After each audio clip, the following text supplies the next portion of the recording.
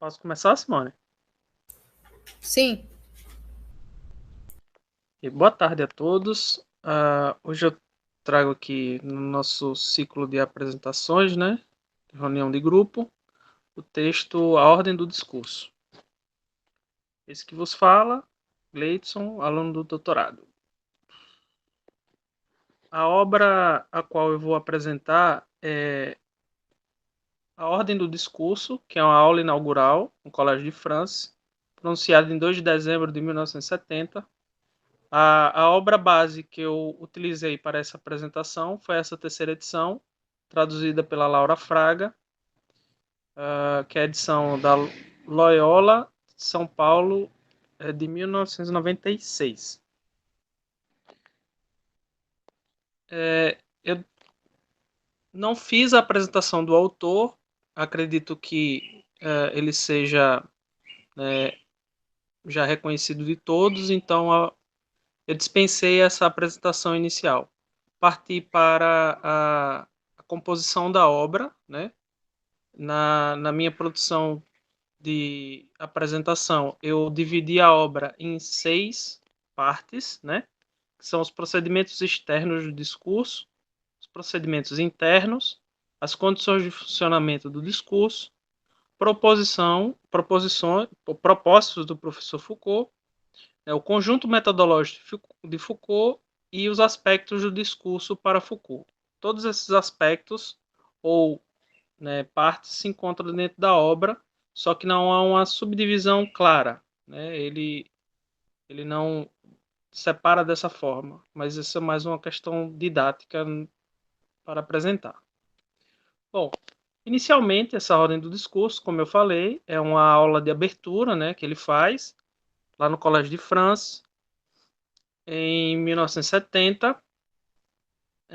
Ele situa brevemente, né, a posição onde ele ocupa nesse momento, né, é, que vai que ele vai não apenas discursar, mas é o discurso que o antecede, né, e o que ele também, em certa maneira, vai tentar construir ali, que se pauta em duas questões, né, que é, ele coloca. Primeiro, essa relação entre o desejo, né, aquele de não pronunciar esse discurso, né, como forma de oratória e tudo mais, e o que a instituição o obriga a fazê-lo.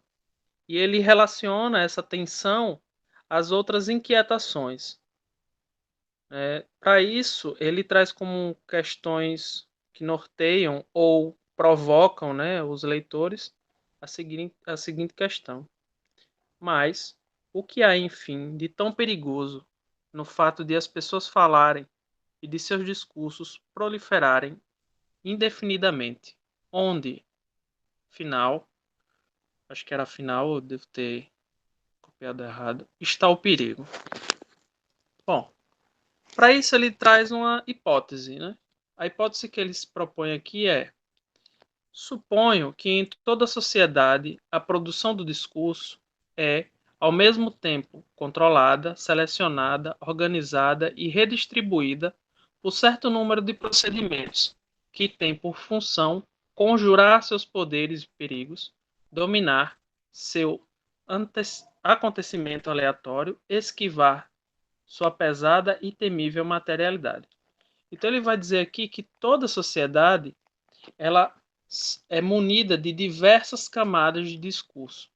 Esses discursos têm direcionamento, têm um processo organizado, ao qual ele vai chamar de ordem, né? Ou seria o conceito que ele traz aqui de ordem do discurso, ou ordem discursiva.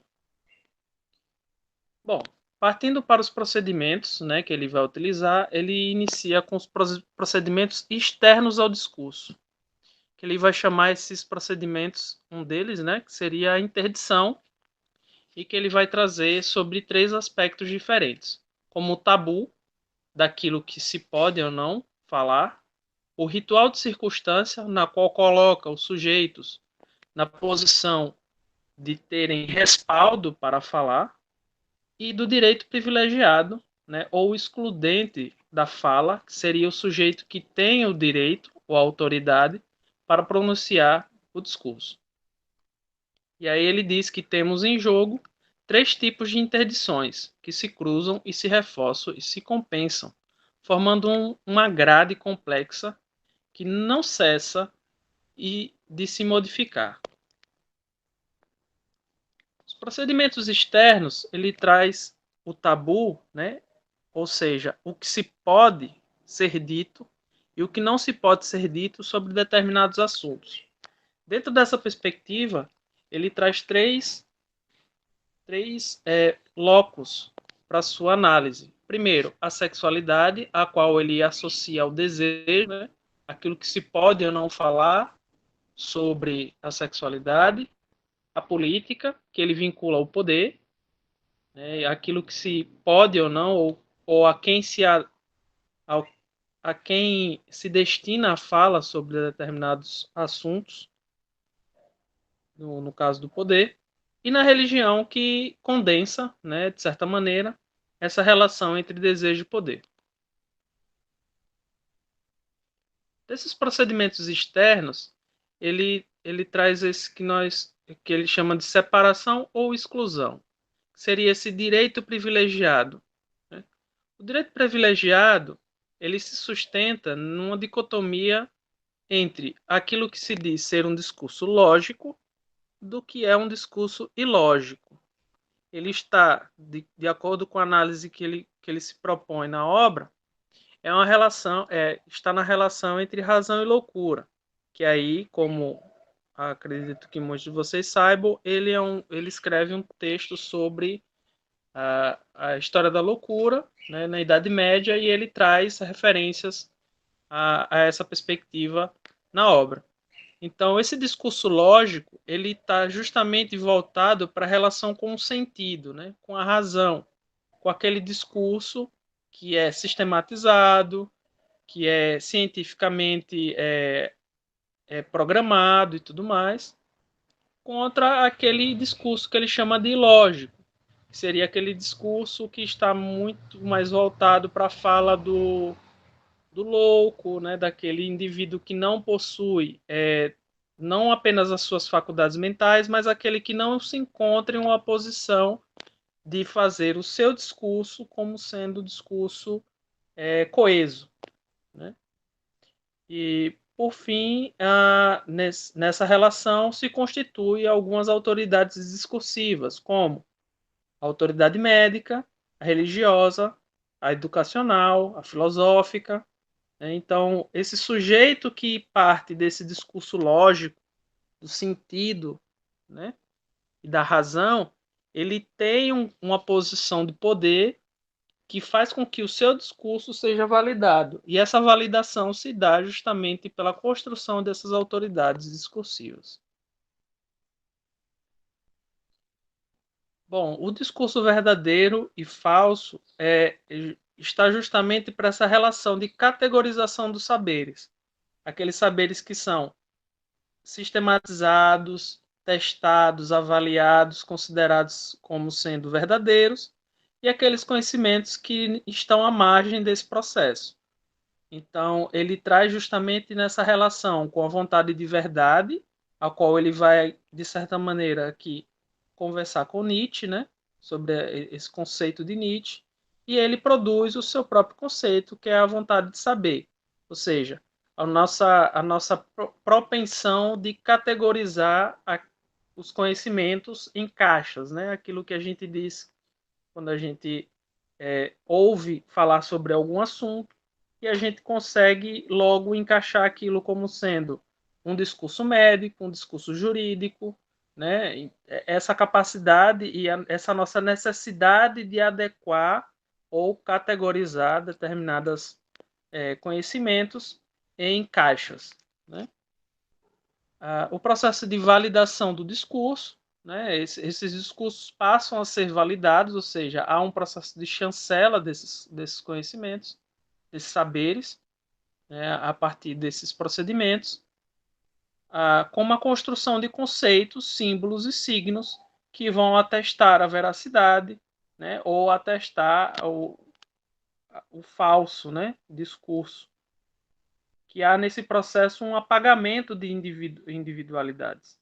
Né? Se constrói com conjuntos ou, né, construtos de conceitos que apaga a individualidade dos sujeitos, colocando determinados grupos de indivíduos como sendo um grupo definido, como todos os sujeitos possuem uma mesma característica, logo todos eles são iguais. Não há subjetividade entre os sujeitos. Nos procedimentos internos do discurso, ele já parte para um outro processo, que é o processo que ele chama de rarefação do discurso. É aquilo que age de dentro para fora do discurso. Né? Esse princípio de rarefação, ele fala a seguinte menção aqui na página 21. Visto que são discursos eles mesmos que exercem seu próprio controle, procedimentos que funcionam, sobretudo, a título de princípios de qualificação, de ordenação, de distribuição, como se tratassem, desta vez, de submeter outra dimensão do discurso, a do acontecimento e a do acaso. Nesse processo de rarefação do discurso, ou seja, daquilo que está de dentro para fora, né, ou do que se tem de dentro desse discurso, ele traz três princípios aqui. O princípio do comentário ou do comentador, o princípio do autor e da organização das disciplinas. Né? A do comentário, ele define ou reserva-se, né, a ideia de que existem duas camadas. Seria a da reafirmação do discurso, ou seja, o sujeito que reproduz o discurso na sua integridade ou na sua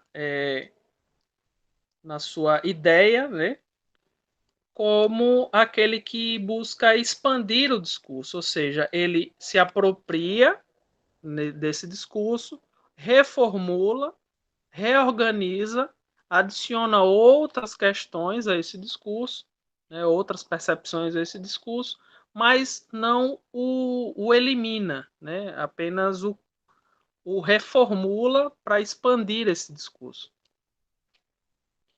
Já o autor, ele considera o autor, nessa conjuntura, como uma unidade de origem de significações, ou seja, da onde parte o conjunto de discursos que esse sujeito se propõe. Essa relação ela cria uma divergência entre a autoridade, ou seja, o sujeito que produz determinados discursos, né, o que é aceito e validado, claro, ele desfruta, ele goza de uma certa autoridade para fazê-lo.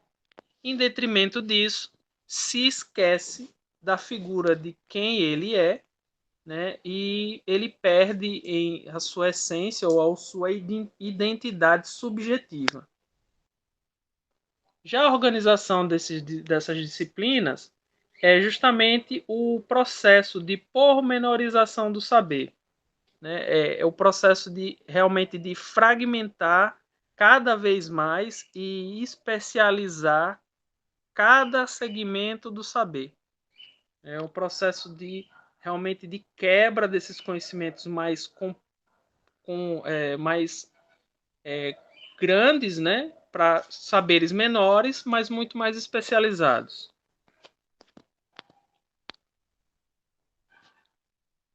Bom, dentro dessas condições, as condições de funcionamento do discurso, aí ele vai trazer algumas questões para que o discurso tenha a sua funcionalidade. Então, aqui ele já não parte mais da rarefação do discurso, mas sim dos sujeitos que são agentes do discurso, como também são levados à reprodução do discurso.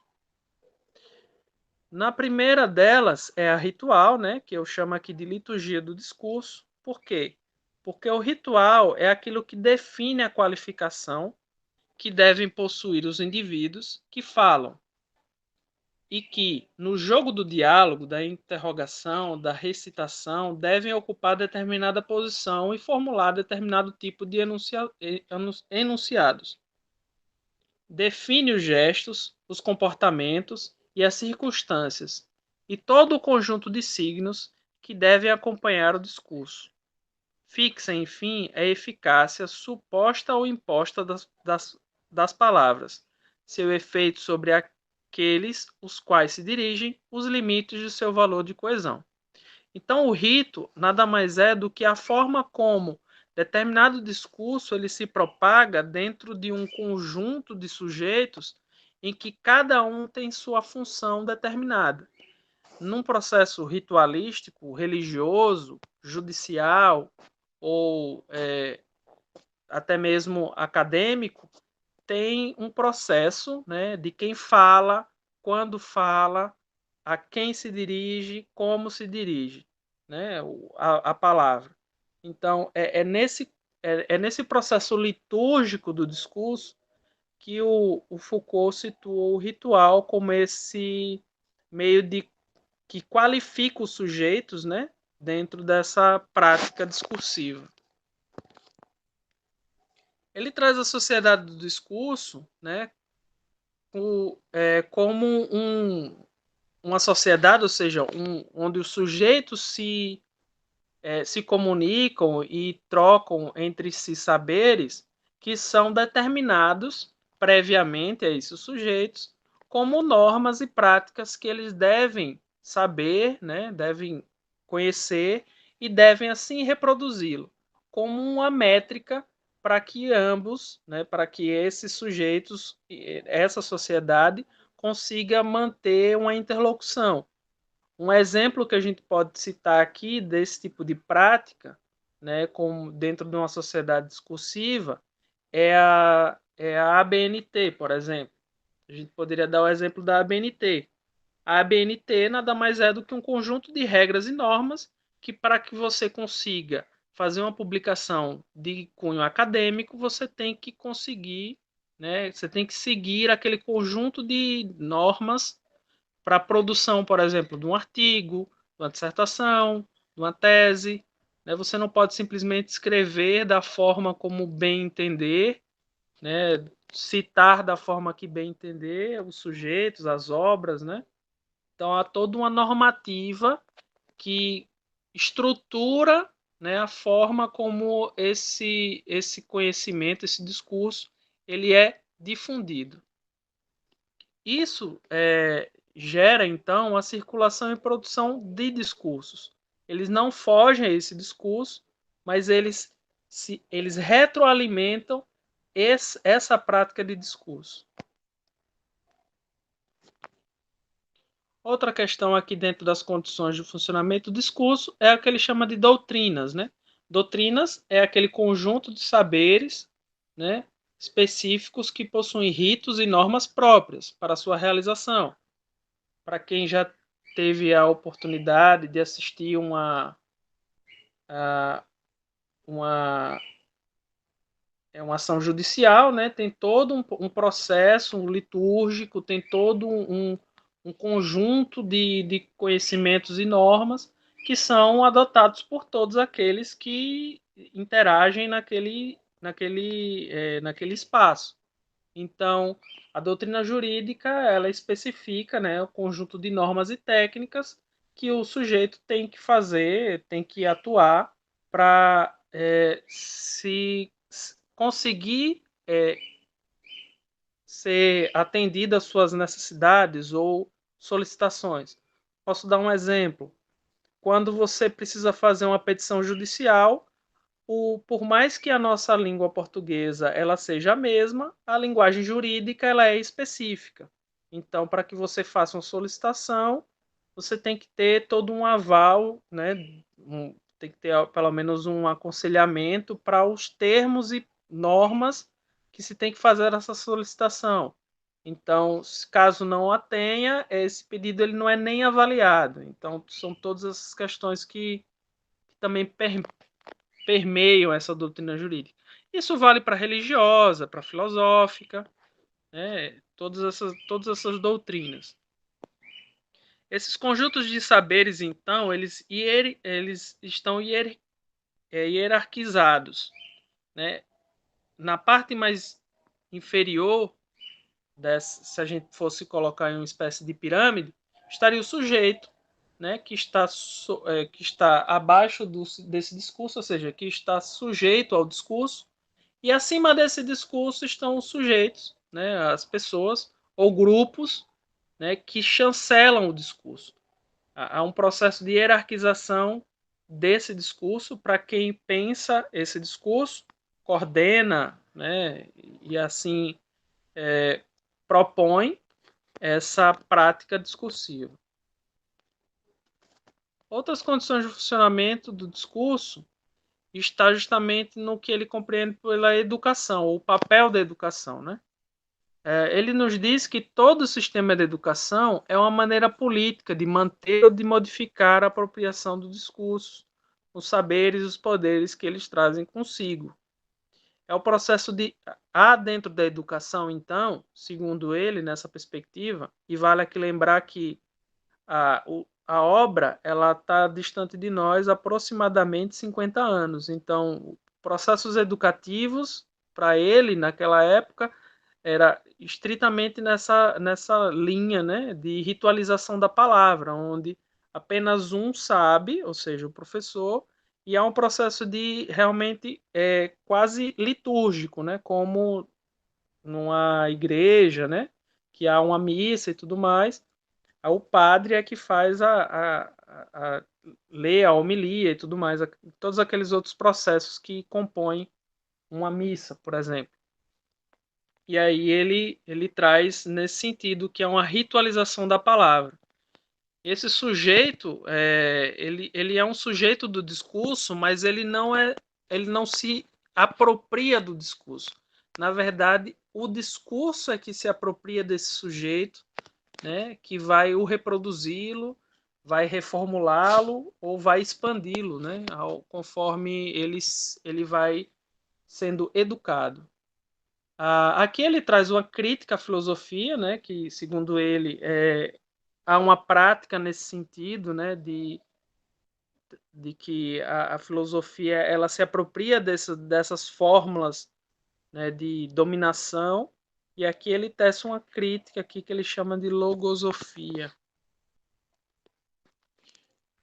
Bom, já chegando ao final aqui, próximo ao final, é claro, os propósitos do professor Foucault. Aqui ele sinaliza quais são os princípios regulares para análise e aquilo que ele se propõe, né, ou que ele se propunha à época, para realizar durante a sua atuação enquanto professor no Colégio de França.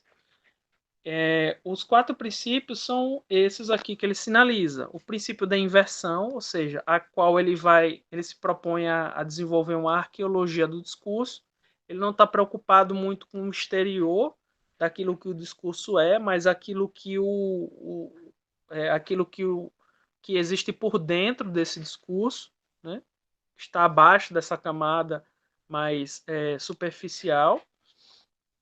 O segundo princípio é o princípio da descontinuidade, ou seja, os discursos são tratados como práticas descontinuadas, ou seja, eles não são contínuos, né, mas que produzem novos discursos. Esses discursos eles não necessariamente precisam ter uma linearidade, mas eles se retroalimentam em certa medida. O princípio dessa especificidade, né, aquilo que ele vai chamar, né, o que ele reconhece que esse discurso ele traz uma violência, né, e essa violência é às coisas, aos sujeitos, né, a, ao próprio, a próprias outras formas discursivas, né, que ele se propõe a analisar aqui, e o princípio da exterioridade, ou seja, que é a exposição de dentro para fora, do que está vinculado a esses processos de discurso, né? Ou seja, o que ele se propõe, no que ele vai pensar a genealogia, ele vai pensar a, os estudos críticos dele. Bem, nesse sentido, né, falando sobre a descrição dos estudos críticos e a genealogia, tem um conjunto metodológico aqui que ele vai trazer, né, que ele sinaliza, que é a descrição crítica, ou seja, ele se propõe, né, a, a discutir essas estruturas do discurso, ou seja, as suas fundamentações, como essas fundamentações são pensadas, foram desenvolvidas, né? E como isso atua de fato na prática, como esse discurso ele se desenvolve, né, no campo. E a genealogia, que aqui é a origem do discurso, né, onde ele vai buscar essa origem, não a origem comum, ancestral, mas como esse discurso ele se desenvolve, ele, ele cresce, ele se apropria de determinados conjuntos de verdades e promovem, né, o desenvolvimento de outros discursos, principalmente sobre os corpos, né, e também as potências geradoras desse discurso. De onde esses discursos emergem, né, e como eles conseguem atuar com tanta capilaridade. Por fim, são os aspectos do discurso, né, ou seja, aqueles aspectos ao qual ele contrapõe a sua percepção, né? Ele sinaliza que o acontecimento ele encontra-se em detrimento da ideia de criação, ou seja, há um processo de transição entre a materialidade e a imaterialidade do discurso, né? Há um processo nesse sentido. Há uma oposição entre série e unidade, ou seja, os discursos não possuem uma unidade discursiva única, ou seja, eles não têm uma matriz única discursiva, são várias matrizes, né? Há também uma regularidade em contraposição à originalidade, ou seja, os discursos eles não são originais, eles são ressignificados, há um processo de ressignificação. A gente poderia dizer sobre determinados aspectos da vida, né, que quando pensamos que determinado preconceito, né, ou ação discursiva ela está já suplantada por causa do tempo, né, a mudança social, eles reaparecem com a outra roupagem, por assim dizer. E por fim, essa condição de possibilidade, né? A possibilidade deles surgirem está em detrimento ao significado, né? Que os discursos eles não buscam um significado, eles não buscam uma significação. O discurso necessita dessas condições, né? São as condições para que ele surja, não para que ele signifique. Por fim, trago a vocês uma mensagem que eu vim entender muito tempo depois sobre o próprio Foucault, né? Uma frase dele. Não me pergunte quem eu sou e não me diga para que eu permaneça o mesmo. Isso faz referência à ideia do autor, né? Que quando sinalizamos quem esse autor nós esquecemos todo o conjunto de subjetividades que o compõem como sujeito. E é isso. Muito obrigado.